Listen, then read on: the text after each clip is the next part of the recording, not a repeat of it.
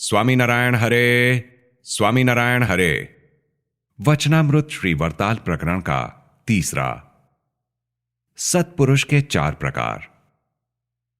संवत 1882 में कार्तिक कृष्णा एकादशी 6 दिसंबर 1825 को स्वामी श्री सहजानंद जी महाराज श्री वरताल स्थित श्री लक्ष्मी नारायण के मंदिर में सिंहासन पर विराजमान थे।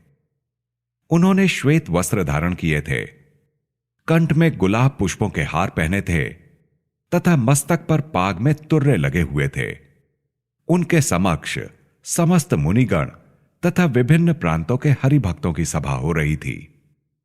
उस समय श्रीजी महाराज कहने लगे कि जिस भक्त में ज्ञान, वैराग्य, धर्म तथा भक्ति ये चारों गुण रहते हों, उसको हमारे उद्धव संप्रदाय में एकांतिक भक्त कहते हैं तथा वही भक्त हमारे सत्संग में अग्रगण्य बनाने योग्य होता है।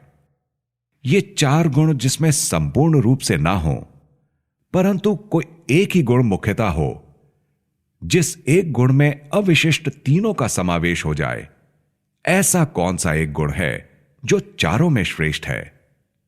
तब गोपालानंद स्वामी तथा मुक्तानंद स्वामी ने कहा कि हे महाराज, ऐसा गुण तो एकमात्र धर्म ही है। जिस पुरुष में धर्म हो, उसमें तीनों बातें स्वतः आ जाती हैं। तब श्रीजी महाराज ने कहा कि धर्म तो कितने ही विमुख मनुष्यों में भी होता है, तो क्या सत्संग में उन्हें भी अग्रगण्य मान लेंगे? यह सुनकर कोई भी इसका उत्तर ना दे सका। तब श्रीजी महाराज बोले कि जिस भक्त के हृदय में महात्म्य सहित भगवान की भक्ति हो और अन्य तीनों गुण आत्मनिष्ठा, धर्म तथा वैराग्य सामान्य रूप से स्थित हों, तो भी वह कभी धर्मच्युत नहीं हो सकता। क्योंकि जो भक्त भगवान के महात्म्य को समझता हो, वह भक्त यही विचार करता है कि भगवान की आज्ञा में जब ब्रह्मा आदि समस्त देव रहे हैं, तब मुझसे भगवान की आज्ञा का उल्लंघन कैसे हो सकता है? ऐसा जानकर वह भगवान के नियमों का निरंतर पालन करता रहता है। तब शुक मुनि ने पूछा कि जब महात्म्य सहित एकमात्र भक्ति में ही अन्य तीनों समाविष्ट हो जाते हैं, तब केवल भक्ति का ही प्रतिपादन क्यों नहीं किया गया और ये चार अर्थात धर्म, ज्ञान, वैराग्य, भक्ति क्यों कहे गए? यह सुनकर श्रीजी महाराज कहने लगे कि यदि भगवान में अतिशय महात्म्य सहित भक्ति बनी रहे, तो केवल ऐसी भक्ति में ही उपरोक्त तीनों गुण आ जाते हैं। परंतु यदि सामान्य भक्ति रही, तो केवल एकमात्र भक्ति में ही अन्य तीनों गुणों का समावेश नहीं हो पाता। इसलिए कहा गया है कि जिसमें धर्म, ज्ञान, वैराग्य एवं महात्म्य सहित भक्ति रहती है, वही एकांतिक भक्त है। ऐसी असाधारण भक्ति तो पृथु राजा किया करते थे। जब भगवान ने उनसे वर मांगने के लिए कहा, तब पृथु राजा ने भगवान की कथा सुनने के लिए 10 सहस्त्र कान मांग लिए, किंतु अन्य कुछ चीजें नहीं मांगी। और गोपियों को जब उनके स्वजनों ने रास क्रीड़ा में जाने से मना कर दी, तो वे देह का त्याग करके श्री कृष्ण के पास चली गई थीं।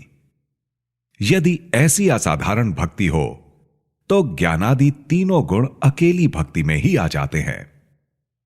तब ब्रह्मानंद स्वामी ने पूछा कि ऐसी असाधारण भक्ति को प्राप्त करने का क्या उपाय है? इसका उत्तर देते हुए श्रीजी महाराज बोले कि ऐसी भक्ति बड़े संत की सेवा करने से प्राप्त होती है। ऐसे सत्पुरुष भी 4 प्रकार के होते हैं। इनमें सबसे पहले तो दीप सदृश, दूसरे मशाल सदृश, तीसरे बिजली सदृश और चौथे वडवानल अग्नि सदृश होते हैं। उन सत्पुरुषों में जो दीप सदृश होते हैं, वे विषय रूपी वायु से बुझ जाते हैं।